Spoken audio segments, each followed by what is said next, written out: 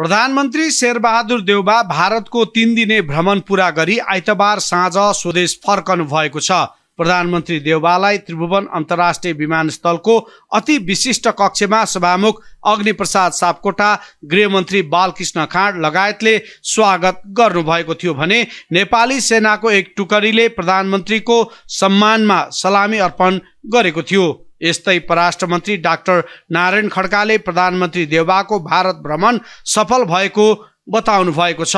स्वदेश फर्केपछि विमानस्थलमा पत्रकार सम्मेलन गर्दै भ्रमणका क्रममा विभिन्न समझदारी भएको र दुई देशको सम्बन्धको बारेमा चर्चा भएको बताउनुभयो। त्यस्तै उहाँले भारतको सत्तारूढ दल भारतीय जनता पार्टीको कार्यालयमा जानु कूटनीतिक मर्यादा विपरीत नरहेको दावी गर्दै कांग्रेस पार्टीको सभापतिको हिसाबले देउबा भाजपा कार्यालय गएको उहाँले बताउनुभयो। महामहिम श्री नरेन्द्र मोदीको मैत्रीपूर्ण निमन्त्रणामा भारतको 3 दिने औपचारिक भ्रमण पूरा गरी सम्माननीय प्रधानमन्त्री श्री शेरबहादुर देउबा आज स्वदेश फर्किनु भएको छ। भ्रमणका अवसरमा भएका गतिविधिहरूको बारेमा परराष्ट्र मन्त्रालय र नेपाली राजदूतावास नयाँ दिल्लीबाट जारी प्रेस विज्ञप्ति एवं भ्रमण दलका सञ्चारकर्मी मित्रहरूबाट सम्प्रेषित समाचारहरू मार्फत यहाँहरू अवगत नै हुनुहुन्छ। भ्रमणको महत्त्वपूर्ण पक्षको रूपमा नयाँ दिल्लीको हैदराबाद हाउसमा सम्माननीय प्रधानमन्त्रीज्यूले आफ्ना समकक्षी भारतीय प्रधानमन्त्री महामहिम श्री नरेन्द्र मोदीसँग प्रतिनिधिमण्डल स्तरमा भेटवार्ता गर्नुभयो।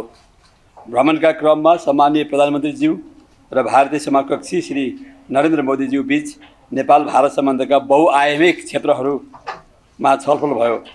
दुई देशबीचको सहयोगात्मक सम्बन्धलाई अझ प्रगाढ पार्ने सम्बन्धमा फलदायी छलफल तथा विचारहरूको आदान प्रदान भयो।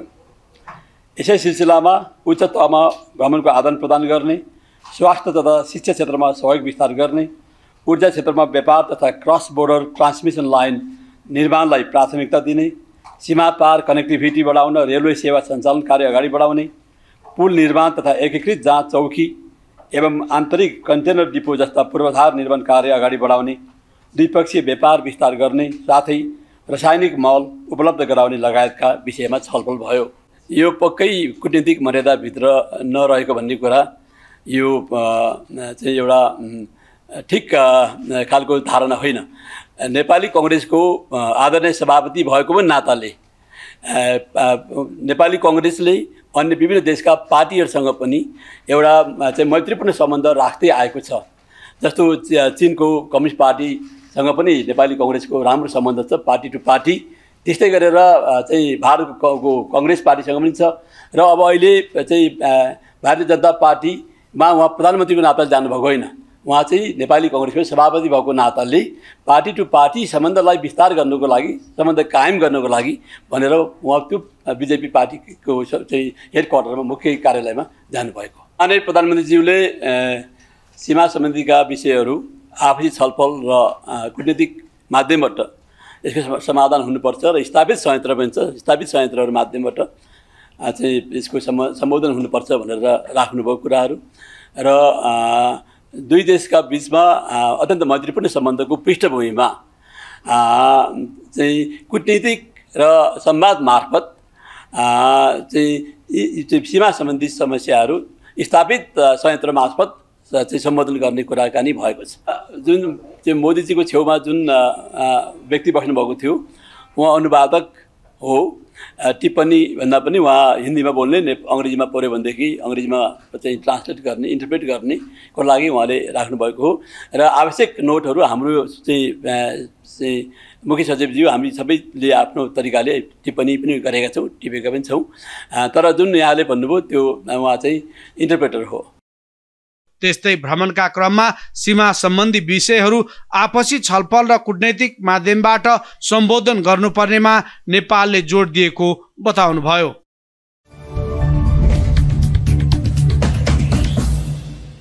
नेकपा एमालेका अध्यक्ष केपी शर्मा ओलीले दिल्ली स्थित नेपाली दूतावासमा लिम्पिया धुरा सहितको नेपालको नयाँ नक्सा नराखेको भन्दै आपत्ति जनाउनु भएको छ। आइतबार काठमाडौँमा नेपाल बुद्धिजीवी परिषदको राष्ट्रिय अधिवेशन उद्घाटन गर्दै ओलीले दूतावासमा टाँगिएको फोटोमा बुच्चे नक्सा राखिएको भन्दै यो भन्दा राष्ट्रिय दलाली र राष्ट्रको गौरव र शिर निहुर्याउने लज्जाजनक काम अरू हुन नसक्ने बताउनु भएको हो। यसअघि प्रधानमन्त्रीले प्रकाशित गरेको 100 दिनको विवरणमा चुचे नक्सा हटाइएको र सरकारले भौगोलिक अखण्डताप्रति खेलवाड गरेको उहाँले आरोप लगाउनुभयो। ओलीले प्रधानमन्त्री देउबाको दिल्ली भ्रमणको उद्देश्यबारे पनि प्रश्न उठाउनु भयो। त्यस्तै अध्यक्ष ओलीले अहिलेको 5 गठबन्धनले सत्ताका लागि राष्ट्रियता र भौगोलिक अखण्डताप्रति सौदाबाजी गरेको टिप्पणी गर्नुभयो। 5 दलीय गठबन्धनको ध्यान कुर्सी सत्ता भ्रष्टाचारमा मात्र केन्द्रित भएको उहाँले आरोप लगाउनुभयो। ओलीले 5 दलले 5 तिरबाट आफूहरूलाई घेराबन्दी गरेको भन्दै एमाले उनीहरूको घेराबन्दी तोड्ने दावी गर्नुभयो। उहाँले 5 वर्षे सरकार ढालेर प्रचण्ड र माधव नेपालले मुलुकमा अस्थिरता निम्ताउन खोजेको र दक्षिणपन्थी सरकार बनाएको तर्क गर्नुभयो।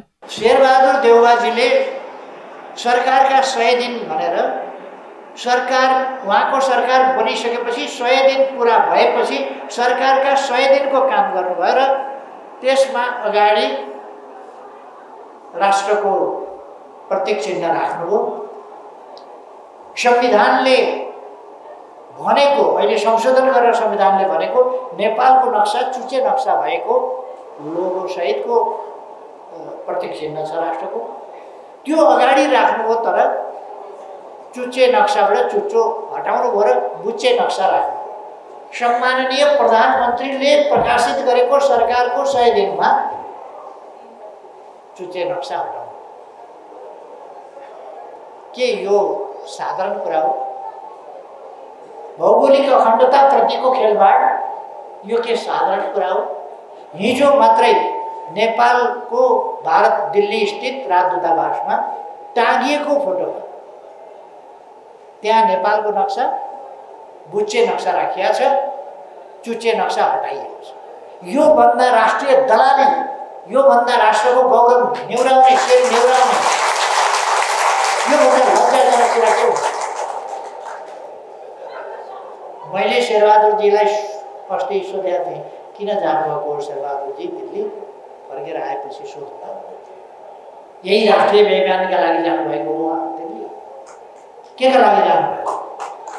फर्किनुभन्दा अगाडि दिल्ली दूतावासमा हाम्रो संविधानले भनेको नक्सा, हाम्रो सरकारले बनाएर संविधान संशोधन गरेर राखेको नक्सा, त्यो नक्सा झुन्ड्याएर फर्किनुहुन्छ कि हटाएर फर्किनुहुन्छ? शेरबहादुरजी, अहिलेको 5 दलीय गठबन्धन, यो 5 दलीय गठबन्धन सत्ताका लागि राष्ट्रियता भौगोलिक अखण्डतासँग यत्रो सौदाबाजी गर्छ।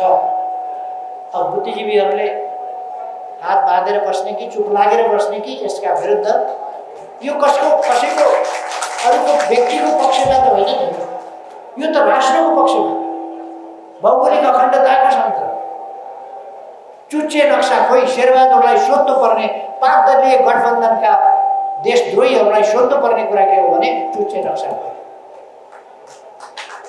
भौगोलिक अखण्डतासँग छेडछाड गर्न पाइन्छ? पहिले चुच्चे नक्सा कसैले बनाउने आँट गरेन, बोल्ने आँट गरेन, भन्ने आँट गरेन। जब सरकारले बनायो, छाप्यो, संविधान संशोधन गरेर त्यसलाई संविधानको अङ्ग बनाएर यसलाई हेरफेर गर्न कसैले पनि सक्दैन। अनि सुटुक्क चोरेर दलाली गरेर अर्को नक्सा झुन्ड्याउने। यदि थाहा छैन भन्छ भने के चाहिँ थाहा छ त अहिलेको सरकारलाई? देशको नक्सा थाहा छैन, भूगोल थाहा छैन, अनि घुमेको भूभाग सामेल गरेर नक्सा प्रकाशित भएको थाहा छैन, त्यसलाई संविधानको अङ्ग बनाएको थाहा छैन, के चाहिँ थाहा छ? लिम्पियाधुरा लिपुलेख र कालापानी नेपालको हो भन्ने कुरा थाहा छैन भने के चाहिँ थाहा छ त? कुर्सी थाहा छ, सत्ता थाहा छ, भ्रष्टाचार थाहा छ, कमाउन कुरो थाहा छ, के थाहा छ? देशको अर्थतन्त्र ध्वस्त भइराखेको छ। जुनसुकै सरकार बने पनि 2-3 वर्ष अहिले भएको ध्वस्ततालाई मेकअप गर्न लाग्छ। हामी अहिले अभ्यास केन्द्रमा होइन, खेलको रिङमा छौँ। 5 दलहरू मुड्की उठाएर हाम्रा विरुद्ध 5 तिरबाट घेरा गरिराखेका छन्। हामीले मजाको एउटा राउन्ड किक दिएर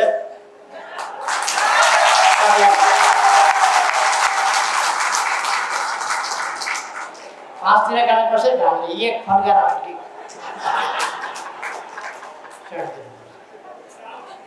त्यसो गर्दा हामी खेलको मैदानमा छौँ र हामीलाई न सुस्ताउने सुविधा छ, न अकर्मण्य भएर बस्ने सुविधा छ, न योजनाहीन ढङ्गले काम गर्ने सुविधा छ, न अर्थहीन सक्रियता। अर्थहीन सक्रियताको अर्थ हुँदैन। त्यसकारण अर्थपूर्ण सक्रियता त्यसको आवश्यकता छ। 5 वर्ष सरकार चलाउने वामपन्थी सरकार बिचैमा ढालेर अस्थिरता नदै नहुने प्रचण्ड र माधव नेपाललाई के पर्यो? अस्थिरता नलै नहुने अनि दक्षिणपन्थी सरकार नबनाइ नहुने ल्याकठ्याक सर्वोच्च अदालत गएका हेर्नुहोस् त, तिनको हिँडाइ लाज शरम छैन। कत्रो अपराध गर्न बेसर्म अनि प्रतिगमन रोक्न खोजे। अरे कम्युनिस्ट आन्दोलनको रक्षा गर्न खोजेको झुट बेइमानी र उल्टा कुराको योभन्दा हद के हुन्छ? बेसर्मीपनको हद योभन्दा बढी के हुन्छ? उहाँले मुलुकलाई सही दिशातर्फ अघि बढाउनका लागि गम्भीर भएर लाग्न बुद्धिजीवीलाई आग्रह समेत गर्नुभयो।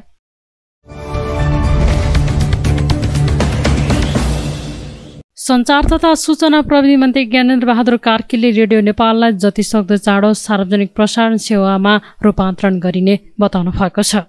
रेडियो नेपालको 72औं वार्षिकोत्सवको अवसरमा आइतबार काठमाडौँमा आयोजित कार्यक्रममा सञ्चार मन्त्री कार्कीले सार्वजनिक प्रसारण सेवामा रूपान्तरणका लागि कानुनी तथा संसदीय प्रक्रिया छिट्टै टुङ्गिने विश्वास व्यक्त गर्नुभयो। उहाँले विनाशकारी भूकम्प र कोरोना महामारी लगायत विपदको समयमा रेडियो नेपालले खेलेको भूमिकाको प्रशंसा समेत गर्नुभयो। आगामी दिनमा रेडियो नेपाललाई सार्वजनिक सेवालाई प्रभावकारी रूपमा सञ्चालन गर्नुपर्ने उहाँको भनाइ छ। बदलिदो समय, प्रतिस्पर्धा र यसले निर्वाह गरेको राष्ट्रिय दायित्व समेतलाई हेरेर यसको आन्तरिक जीवनलाई अझ बलियो बनाउनु छ। यसले भोग्दै आएको प्रविधिको रूपान्तरण र आर्थिक समस्याको विषयमा सञ्चार तथा सूचना प्रविधि मन्त्रालय जानकार छ। प्रविधिको विकास, रूपान्तरण र मल्टिमिडियाको युगको आवश्यकता अनुरूप यसलाई अझै धेरै ढङ्गले परिमार्जन गर्न जरुरी छ। यसका लागि हर तरहले सघाउन र राष्ट्रको यस धरोहरलाई नयाँ उचाइमा लैजान मन्त्रालय तयार छ। यसको सफलताको निमित्त रेडियो नेपालका सबै सञ्चारकर्मी, प्राविधिक र अन्य कर्मचारी तथा व्यवस्थापनको भूमिकामा पनि त्यत्तिकै महत्त्वपूर्ण हुन्छ। यी सबै कार्यका लागि सफलता मिलोस् भन्ने शुभकामना पनि व्यक्त गर्दछु। रेडियो नेपालले विगत वर्षहरूदेखि नै सार्वजनिक प्रसारण अनुरूप सामग्रीहरू प्रसार गर्दै आएको छ।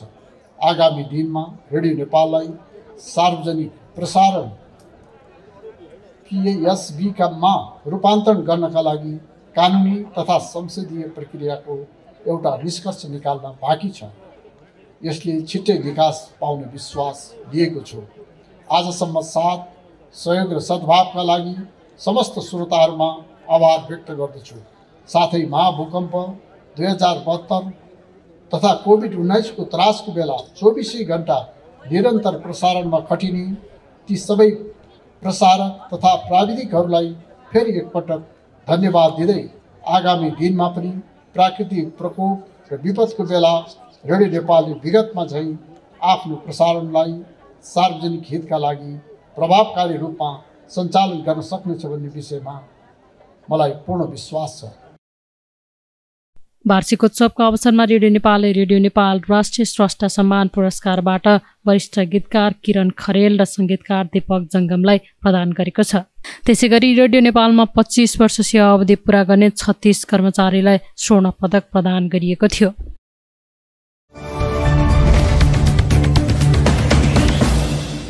कानुन, न्याय तथा संसदीय मामिला मन्त्री दिलेन्द्र प्रसाद बडुले न्याय सम्पादनलाई छिटो, छरितो, सर्वसुलभ, मितव्ययी, निष्पक्ष, प्रभावकारी र जनउत्तरदायी बनाइने बताउनु भएको छ। आइतबार सिंहदरबारमा न्यायिक सुधार गर्न गठित कार्यदलको प्रतिवेदनका विषयमा आयोजित पत्रकार सम्मेलनमा मन्त्री बडुले अदालतमा न्याय माग्नेलाई छिटो छरितो तवरबाट न्याय दिन सुधार आवश्यक रहेको समेत बताउनुभयो। उहाँले न्याय सम्पादनको कार्यविधिमा मुद्दा टुङ्गिने समय तोकेको भए पनि कार्यान्वयन हुन नसकेको बताउनुभयो। न्यायपालिकामा हुन सक्ने विकृति, विसङ्गति, अनियमितता वा भ्रष्टाचार एवं बिचौलियाबाट हुन सक्ने क्रियाकलाप र त्यसको रोकथामका लागि चाल्नुपर्ने कार्यदलको सुझावलाई कार्यान्वयन गर्ने उहाँले बताउनुभयो। उहाँले न्याय सम्पादन सम्बन्धी कानुनलाई संशोधन गर्न सके सर्वोच्च अदालतको कार्यबोझ घट्ने र लामो समयदेखि विचाराधीन पुराना मुद्दाहरूको छिटो टुङ्गो लाग्ने जानकारी दिनुभयो। यस सम्बन्धी कानुनको संशोधनलाई आगामी संसदको बैठकबाट पारित गर्ने उहाँले बताउनुभयो। मन्त्री बडुले संशोधित कानुन सदनबाट पारित भएपछि न्याय क्षेत्रमा ठूलो परिवर्तन हुने दावी गर्नुभयो। अहिले अदालतहरूमा न्याय सम्पादनको अवस्था अत्यन्त पीडादायी छ, जनताहरूमा गुनासो छ, न्याय धेरै ढिलो भयो भन्दैछन्। यस कुरालाई कसरी कहाँ नयाँ कानुन बनाउने भने मलाई भन्नुहोस्, हामी तयार गरौँ, संसदमा लगिहाल्छौँ। कानुन भएका पालना नभएका हुन् भने त्यो बताउनुहोस्, पालना गर्न के बाध्यकारी अवस्था बनाउनुपर्छ त्यो गरौँला। यदि भएको कानुनमा संशोधन गर्नुपर्ने हो भने कहाँ कतिवटा कानुनमा संशोधन गर्नुपर्छ त्यसको मस्यौदा तयार गर्नुहोस्। अब यो विषय हामी संसदमा पुर्याउन चाहन्छु, म यति गर्नुहोस् भनेर उहाँले आएकै दिनमा भने। र त्यति बेला एउटा कुरा के पनि विचार आइराखेको थियो भने यसबारेमा अध्ययन गर्न एउटा उच्चस्तरीय समिति बनाउने हो कि सबै क्षेत्रको प्रतिनिधित्व हुने गरी भन्ने पनि सोच्यौँ हामीले। तर त्यसले एउटा निष्कर्ष हामी के पुग्यौँ छिटै भने होइन, यो समितिमाथि समिति बनाइरहने अनि प्रतिवेदन आउने त्यो लागू नहुने अनि यो समिति बनाएर के अर्थ हुन्छ? त्यसो होइन। यस विषयमा अहिलेसम्म कति आयोगहरू, समितिहरू, कार्यदलहरू बनेका छन्, तिनको रिपोर्ट पनि हेरौँ। र यसै क्रममा मुख्यतः पछिल्लो अवस्थामा यहाँहरूलाई जानकारी जरुर छ, सर्वोच्च अदालतका माननीय न्यायाधीश हरिकृष्ण कार्कीजीको एउटा समितिले निर्णय गरेको छ, निष्कर्ष निकालेको छ धेरै विषयहरूमा।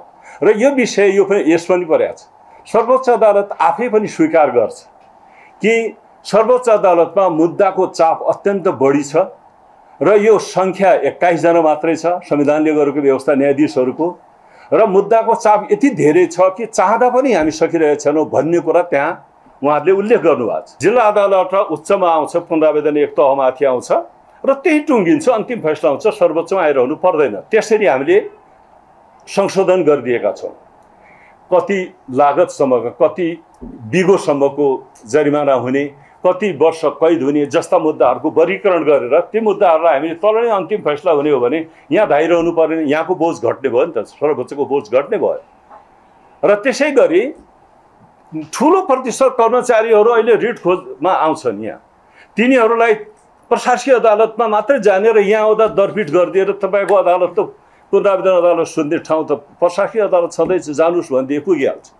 यो जम्मै यहाँ लिइरहने र सङ्ख्या बढाइरहने प्रवृत्ति पनि देखियो, भएकै कानुन पनि लागू नभएको अवस्था पनि देखियो। सर्वोच्च अदालतको कार्यबोझ अब घट्नेछ, जुन अहिले छ। कार्यबोझ घट्ने बित्तिकै फैसला छिटो हुन सुरु होला, किनभने बोझ बढी भयो, न्यायाधीश सङ्ख्या कम भयो। सङ्ख्या फेरि अदालत के अरे संविधानले फिक्स गरेको अहिले तत्काल हामी संशोधन गर्न सक्दैनौँ। त्यसकारण सङ्ख्या बढाउनुभन्दा बोझ घटाउँदा यसले गति पाउँछ, गति लिन्छ भन्ने हाम्रो उद्देश्य हो। र यसरी गर्दा सर्वोच्च अदालतको कार्यबोझ घट्छ, जसले गर्दा सर्वोच्चमा लामो समयदेखि विचाराधीन मुद्दाहरूको छिटो टुङ्गो लाग्ने प्रक्रिया प्रारम्भ हुन्छ। एउटा कुरा, अतिरिक्त समय काम गरेर तथा प्रशासनिक प्रगतिको काममा संलग्न हुनु नपरेपछि हामीले जुन व्यवस्था गऱ्यौँ नि कानुन संशोधनबाट, त्यहाँ प्रशासनिक काममा भन्दा न्याय सम्पादनको काममा केन्द्रित गराउने अधिकतम समय न्यायाधीशहरूको, त्यति गर्ने बित्तिकै पनि यसले छिटो छरितो न्याय प्रक्रिया प्रारम्भ हुन्छ। अधिकांश मुद्दाहरू अदालतको तहबाटै अन्तिम हुनेछन्, उच्च अदालतकै तहबाट अन्तिम हुनेछन्। त्यसो गर्यो भने सर्वोच्चमा आइरहने मुद्दाहरूको चाप त उच्च अदालतले लिने भयो नि। हो, अब क्षमता बढाउने कुरा अहिले आएको छ। वास्तवमा पनि हामी त्यसरी पनि हामीले लेखेका छौँ। यसमा न्यायाधीशहरूको नियुक्तिको बेला मापदण्ड अलि स्तरीय बनाउँदा ठिक न्यायाधीशहरू आयो भने, क्षमतावान न्यायाधीशहरू आयो भने न्याय सम्पादनको क्षमता देखिन्छ कार्य सम्पादनमा। त्यसकारण त्यतातिर पनि हामीले इङ्गित गरेका छौँ, हेर्नु होला। त्यसकारण त्यसको क्षमता जरुरी छ बढाउनु पर्ने। गत फागुन 25 गते सर्वोच्च अदालत, महान्यायाधिवक्ताको कार्यालय, न्याय परिषद, नेपाल कानुन आयोग र नेपाल बार एसोसिएसनको प्रतिनिधि रहने गरी मन्त्री स्तरीय निर्णयबाट कार्यदल गठन गरिएको थियो। कार्यदलले विभिन्न सुझाव सहितको प्रतिवेदन मन्त्री बडुलाई यसअघि नै बुझाइसकेको छ।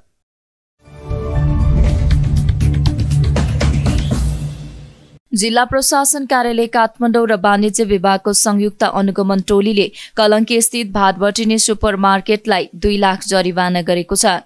आइतबार गरिएको अनुगमनका क्रममा म्याद सकिएको मिरिन्डा र म्याद स्पष्ट नदेखिने सामान राखिएको पाइएपछि 2 लाख जरिवाना गरेको हो। उपभोक्ता संरक्षण ऐन 2075 अनुसार भाटबटिनीलाई उक्त रकम जरिवाना गरिएको काठमाडौँका सहायक प्रमुख जिल्ला अधिकारी दीपक पौडेलले जानकारी दिनुभयो। आगामी दिनमा म्याद गुज्रिएको सामान बिक्री गरिएको पाइए थप कारबाही गर्ने गरी सचेत गराइएको उहाँले बताउनुभयो। त्यस्तै कालीमाटीमा रहेको समर किराना पसल र चम्पारण स्टोरमा अनुगमन गर्दा मूल्य सूची नराखिएको, केही सामानहरूको म्याद सकिएको र उपभोक्ताको स्वास्थ्यमाथि खेलवाड गरिएको भन्दै 50-50 हजार रुपैयाँ जरिवाना गरिएको पौडेलले बताउनुभयो। किराना पसलहरूमा अनुगमन गर्न गयौँ, जस अन्तर्गत समर किराना पसल कालीमाटीमा सामानको मूल्य सूची राखिएको थिएन र केही सामानहरू म्याद गुज्रेका भेटिए। त्यो म्याद गुज्रेका सामानहरू उहाँले झुक्याएर आफ्ना उपभोक्ताहरूलाई बिक्री वितरण गर्ने उद्देश्यले राखेको त्यहाँ भेटियो। उहाँहरूले त्यो सामान बिग्रेको जुन डिस्पोज गर्ने एरिया हुन्छ त्यहाँ पनि राख्नुभएको अवस्था देखिएन। अरू सामान बिक्री गर्ने ठाउँमा सँगसँगै राखेको अवस्था त्यहाँ देखियो।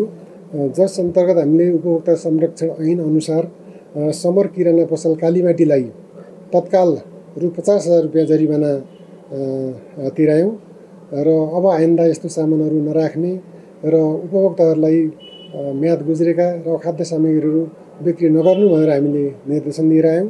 त्यसै गरी त्यहीँ कालीमाटी स्थित चम्पारण स्टोर्स पनि हामीले अनुगमन गर्न पुग्यौँ।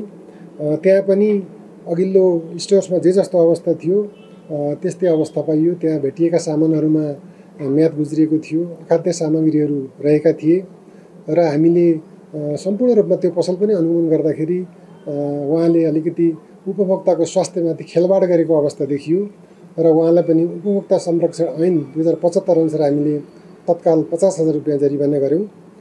र त्यसै गरी हामी यो अहिले बजारमा कृत्रिम अभाव सिर्जना भएको एउटा ग्यासको पनि विषय थियो, खाना पकाउने एलपी ग्यास।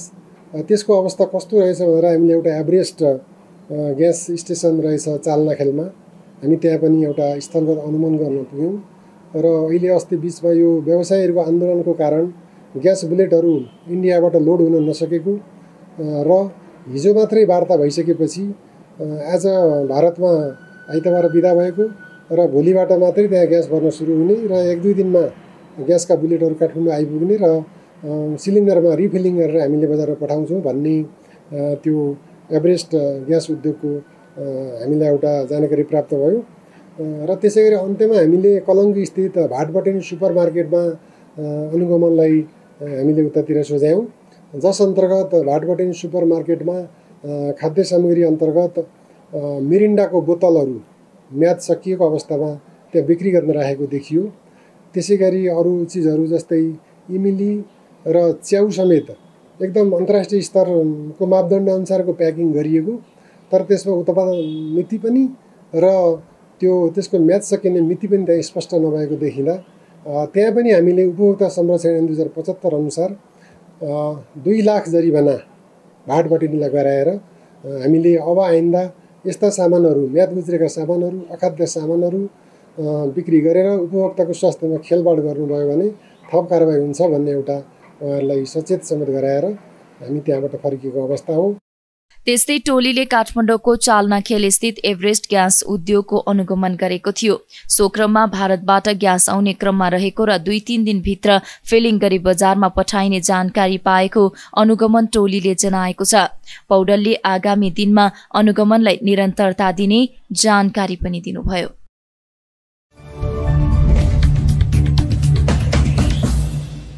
विनाशकारी भूकम्पका कारण पूर्ण रूपमा क्षति भएको काष्ठमण्डपको पुनर्निर्माण कार्य सम्पन्न भएको छ।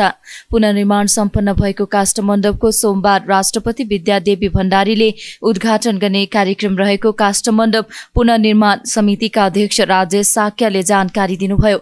विनाशकारी भूकम्पले ध्वस्त ऐतिहासिक सम्पदा 2075 साल वैशाख 18 गते समिति गठन गरी पुनर्निर्माण सुरु गरिएको थियो। काष्ठमण्डप पुनर्निर्माण गर्न करिब 8000 क्युफिट नयाँ र काष्ठमण्डप निर्माण गर्दा प्रयोग गरिएका पुराना करिब 4900 क्युफिट काठ प्रयोग भएको साक्यले बताउनुभयो। जस्तै काष्ठमण्डप प्रयोग भएको माटोको नमुना पनि परीक्षण गरिएको थियो। सो प्रतिवेदन अनुसार काष्ठमण्डपको गारोका तत्त्वहरू क्ले, स्लिक र बालुवाको विशेष अनुपात रहेको कुरा माटोको प्रयोग गरिएको कुरा देखिन आएको छ। काष्ठमण्डपको जगमा भरिएको माटो सन्दर्भमा पनि दुराम विश्वविद्यालय र पुरातत्व विभागको प्रतिवेदनमा विशेष अनुपातमा मिलाएर तयार गरेर भरिएको माटो हो भन्ने कुरा उल्लेख गरिएको थियो। काष्ठमण्डपको गारो परीक्षण गर्दा माटो पनि सकभर सोही अनुपातमा कायम गरी प्रयास गरियो। प्राप्त भएसम्म काष्ठमण्डपको प्रयोग भएको पुराना काठहरूको उद्धार गरेर हनुमान ढोका दरबार परिसर लगायतका अन्य विभिन्न ठाउँमा भण्डारण गर्ने काम यसअघि नै विभिन्न पक्षबाट भएको थियो। ती काठहरूलाई हनुमान ढोका स्थित पुरानो डेस्पी कार्यालयको हाटामा सुरु गरिएका काष्ठ कार्यशालामा ल्याई पुनः प्रयोग हुन सक्ने र नसक्ने वर्गमा सेटिङ गरी छुट्याएको थियो। पुनः प्रयोग गर्न सकिने काठको युनेस्कोबाट प्राप्त उपक्रम रेसिस्टोग्राफ परीक्षण गरिएको थियो। समग्र काठहरूको परीक्षणबाट करिब 10-15% पुरानो काठ प्रयोग गर्न सकिने देखिएको थियो। काष्ठमण्डप पुनर्निर्माण समितिको आवश्यक नयाँ काठको साबिक timber corporation of Nepal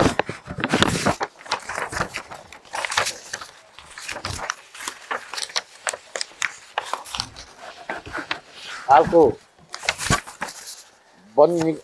Nepal वन निगम लिमिटेडसँग लिखित सम्झौता सम्पन्न भई चरणबद्ध रूपमा काठ उपलब्ध गराउने सहमति अनुसार नयाँ काठका लट विभिन्न समयमा प्राप्त भई काम निरन्तर अगाडि बढ्दै गयो।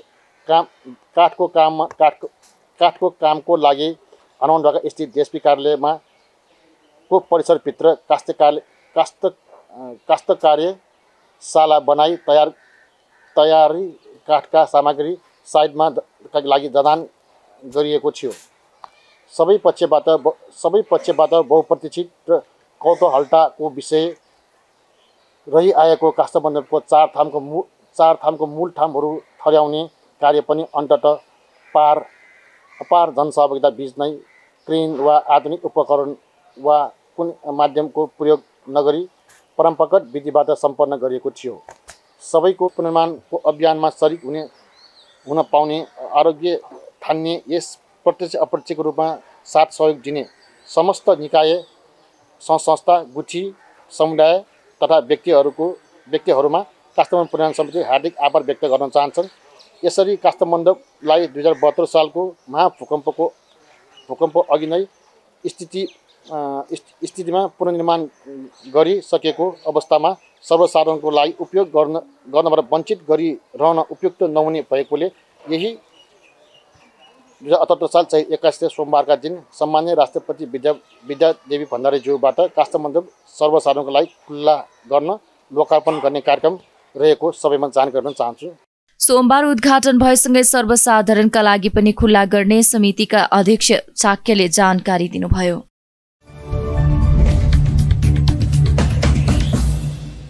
नेपालमा थप 23 जनामा कोरोना भाइरसको संक्रमण पुष्टि भएको छ। देशभर गरिएको 5847 पीसीआर परीक्षणका क्रममा 23 जनामा कोरोना संक्रमण पुष्टि भएको स्वास्थ्य मन्त्रालयले जनाएको छ। त्यस्तै 1062 एन्टिजेन परीक्षणका क्रममा पनि कसैको पनि कोरोना पुष्टि नभएको मन्त्रालयले जानकारी दिएको छ। कोरोनाका कारण आइतबार पनि कसैको मृत्यु भएको छैन। त्यस्तै थप 66 संक्रमित कोरोना मुक्त हुँदा हालसम्म नेपालमा 9,65,625 जना निको भएका छन्। हाल नेपालमा 879 सक्रिय संक्रमित आइसोलेसनमा रहेको मन्त्रालयले जनाएको छ।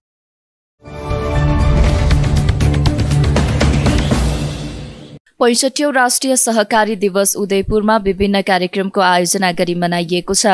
जिल्ला स्थित विभिन्न सहकारीहरूले आइतबार छुट्टा छुट्टै कार्यक्रम गरी दिवस मनाएका हुन्। सदरमुकाम गाईघाटमा जिल्ला सहकारी संघको आयोजनामा प्रभात फेरी कार्यक्रमको आयोजना गरी मनाइएको छ भने बेलका नगरपालिका स्थित सहयोगी बचत तथा ऋण सहकारी संस्था बेलका 9 को आयोजनामा रक्तदान कार्यक्रम भएको छ।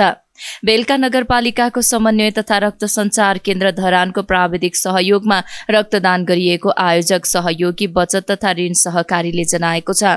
रक्तदान कार्यक्रममा 9 महिला र 96 पुरुष सहित 105 जनाले रक्तदान गरेको सहकारीका अध्यक्ष गणेश बस्नेतले जानकारी दिनुभयो।